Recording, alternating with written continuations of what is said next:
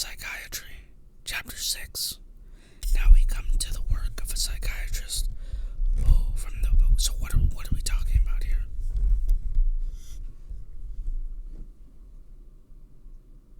From seeing libido as purely sexual, as Freud did, to seeing it as a general psychic energy that follows quasi-thermodynamic laws. Here is a breakdown of the three viewpoints Jung proposes for understanding the human mind. 1. The mechanistic view. It is mentioned in closing that all explanatory introduction to a re-examination of the author's concept of libido is presented. It is generally recognized that physical events can be looked at from a mechanistic or from an energetic standpoint. The mechanistic view is purely causal and is concerned with the moving substance itself. The energetic view, on the other hand, is final. It is not founded on the substances themselves but on the relations of the movement of substances. A third conception, which is a compromise of mechanistic and energetic, gives rise to many theoretical hybrids but yields a relatively faithful picture of reality. It is mentioned in closing that all explanatory principles are only points of view depending less upon the objective behavior of things than upon the psychological attitude of the investigator and thinker. This abstract outlines one of Jung's most fundamental shifts in analytical psychology, the transition from seeing libido as purely sexual, as Freud did, to seeing it as a general psychic energy that follows quasi-thermodynamic laws. Here is a breakdown of the three viewpoints Jung proposes for understanding the human mind. 1. The mechanistic view, causal. This perspective looks backward. It asks, why did this happen, and seeks the cause and effect chain. Focus, the substance and the event itself. Analogy, a billiard ball moving because another ball hit it. Psychological application, looking at a trauma in childhood as the direct push that caused a current neurosis. 2. The energetic view, final/teleological. This perspective looks forward. It asks, what is the purpose of this? It isn't concerned with the thing itself, but with the flow, transitions, and intensities of energy between different parts of the psyche. Focus, the relationship between movements and the goal, finality. Analogy, water flowing downhill not just because of gravity, but toward a specific point of equilibrium. Psychological application, seeing a symptom not just as a result of the past, but as energy trying to move toward a new state of balance or growth. 3. The compromise, the reality view. Jung acknowledges that while the energetic view is more sophisticated for psychology, we rarely use just one. The hybrid, most people use a mix of both. We acknowledge the cause, mechanistic, while respecting the direction, energetic. The subjective factor, Jung concludes with a powerful reminder that our scientific explanations are often reflections of our own psychological attitudes. An investigator who is more mechanistic by nature will see a world of causes, one who is energetic will see a world of purposes. Key takeaway for Jung, psychic energy, libido, is a quantitative value. It isn't a thing you can touch, it is the intensity of a psychological state. By viewing the psyche through an energetic lens, Jung allows for the possibility of transformation and finality, the idea that the mind is always trying to regulate itself and move toward wholeness. Would you like me to explain how Jung applies these energetic laws, like the law of conservation of energy, to things like the transition from youth to old age?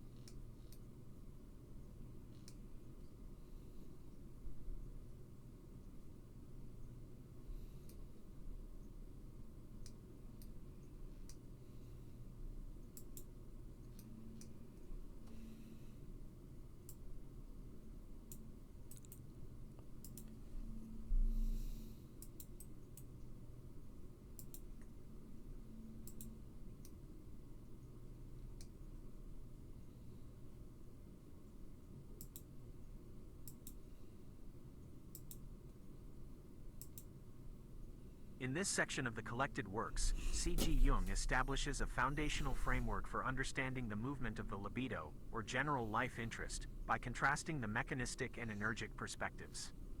The mechanistic view is described as strictly causal, functioning on the logic of a tergo, from behind, where an effect is seen as the direct result of a preceding cause. Jung notes that this perspective is primarily concerned with the substance or the what of a psychological event, often leading to a deterministic interpretation of human behavior. By focusing on the historical origin of a symptom or a behavior, the mechanistic approach seeks to explain the present through the lens of the past. Conversely, the energetic point of view is characterized as final or teleological, meaning it is concerned with the wherefore, or the purpose of a movement. Rather than focusing on the substance itself, the energetic view analyzes the relationships and transitions of energy between different psychological functions. This perspective allows for the understanding of how energy is transformed and redistributed within the psyche, moving toward a specific goal or equilibrium. Jung argues that while the mechanistic view sees the psyche as a machine driven by prior events, the energic view sees it as a dynamic system defined by its potential for future change and adaptation. Recognizing the limitations of adhering strictly to one school of thought, Jung proposes a third conception that serves as a compromise between the mechanistic and energic models. He acknowledges that while this hybrid approach may lead to theoretical inconsistencies, it often provides a more faithful and nuanced picture of reality as it is actually experienced. This pragmatic stance highlights Jung's belief that psychological phenomena are too complex to be captured by a single explanatory principle. By integrating both cause and purpose, the investigator can account for both the biological origins of a drive and the symbolic direction in which that drive is moving. Ultimately, Jung concludes this introduction by reminding the reader that these explanatory principles are not objective truths inherent in the world, but are instead reflective of the psychological attitude of the investigator. Whether one chooses a mechanistic or an energic standpoint often depends more on the observer's own internal predispositions and intellectual biases than on the behavior of the subject being studied. This insight serves as a precursor to his broader work on psychological types, emphasizing that our objective science is deeply colored by our subjective orientation. Would you like me to analyze how these two viewpoints specifically apply to Jung's interpretation of dreams or symptoms?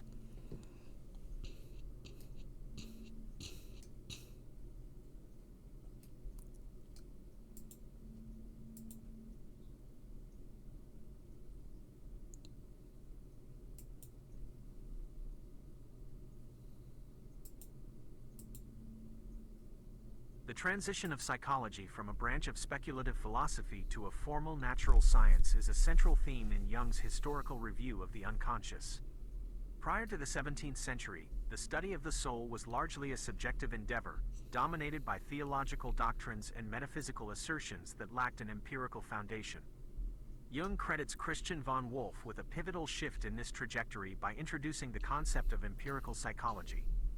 This move allowed the psyche to be examined as an object of observation rather than merely a subject of faith, though psychology struggled for a long period to achieve the same academic and scientific status as the established physical sciences. During the 19th and early 20th centuries, the concept of the unconscious faced significant intellectual resistance from the leading figures of experimental psychology. Wilhelm Wundt, often considered the father of modern psychology, largely rejected the unconscious as a viable hypothetical construct, preferring to focus on the immediate contents of consciousness that could be measured and reported. This academic climate favored a psychology without a soul, where the mind was viewed as a series of conscious processes and sensory responses. Despite this dominant trend, thinkers like Fechner, Lipps, and Herbert began to theorize about a deeper layer of the psyche that remained hidden from the ego's view. The work of Theodor Lipps is particularly highlighted by Jung as providing the essential theoretical basis for the modern psychology of the unconscious. Lipps suggested that psychological events are not merely conscious phenomena but are rooted in underlying processes that influence behavior and emotion from beneath the surface.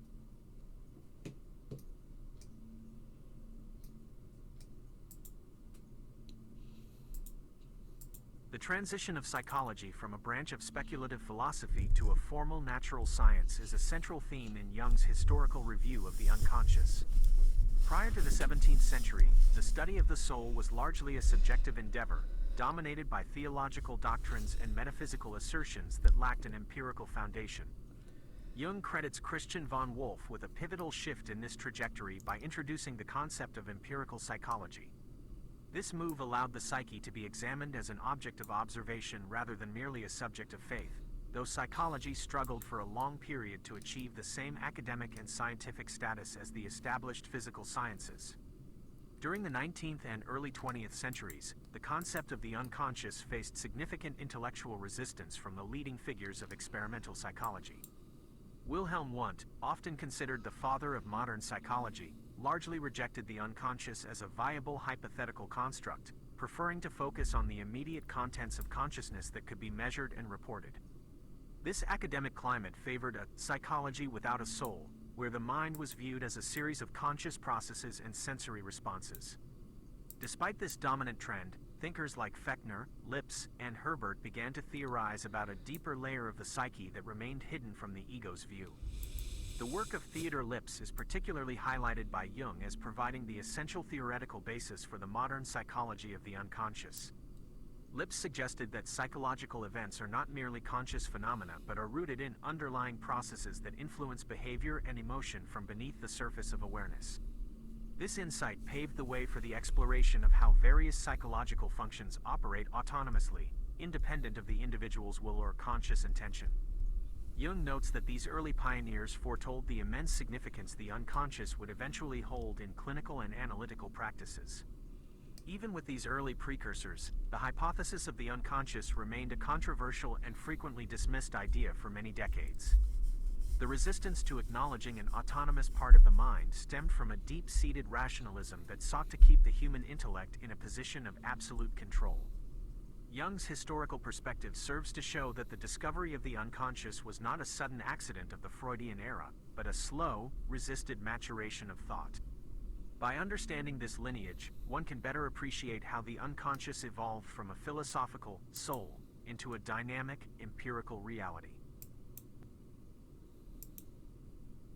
The inclusion of the unconscious as a formal psychological concept represents a radical shift in European intellectual history, one which C.G. Jung compares to the revolutionary discovery of radioactivity in the field of physics.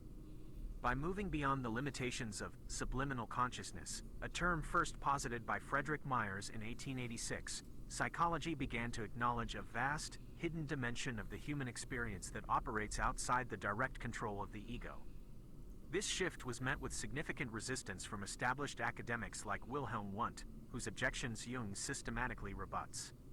Jung argues that the rejection of the unconscious was an attempt to maintain a fragmented view of the human mind that favored measurable, conscious data over the complex, underlying reality of the psyche. Accepting the hypothesis of the unconscious fundamentally alters the theory of knowledge, suggesting that all human understanding is inherently incomplete. Because the repository of our knowledge, the psyche, is only partially accessible to consciousness, the absolute validity of conscious knowledge is profoundly undermined. This realization posed a greater threat to human intellectual certainty than even the most rigorous critical epistemology had previously managed. It suggests that our perceptions and logical conclusions are constantly influenced by autonomous psychological functions that reside in the darkness of the unconscious, steering our thoughts in ways we do not consciously intend or perceive. Jung provides a stern critique of the trajectory of German philosophy following Hegel's perceived victory over Kant, which he views as a dangerous departure from intellectual humility. By rebuking Kant's critique of reason, later philosophers attempted to reinstate a godlike sovereignty of the human spirit, a movement that Jung believes culminated in the psychological hubris of Nietzsche's Übermensch. This inflation of the conscious intellect and the denial of the shadow or the unconscious elements of the soul created a fertile ground for the catastrophic rise of Nazi Germany. To Jung, the refusal to acknowledge the limits of the human mind allowed for a collective psychosis where reason was hijacked by unacknowledged archetypal forces. Ultimately, Jung asserts that any philosophical statement that attempts to transgress the bounds of human reason is essentially anthropomorphic. Such statements possess no objective validity and should instead be viewed as unintentional psychology, reflections of the author's own internal psychic state rather than universal truths. By recognizing the unconscious, we are forced to adopt a more modest and realistic view of human capability. This historical and philosophical context emphasizes that the study of the unconscious is not merely a clinical necessity, but a vital safeguard against the destructive inflations of the human intellect. So there you have it. The next paragraph in Volume 8. We're moving through Volume 8 using abstracts from the IAAP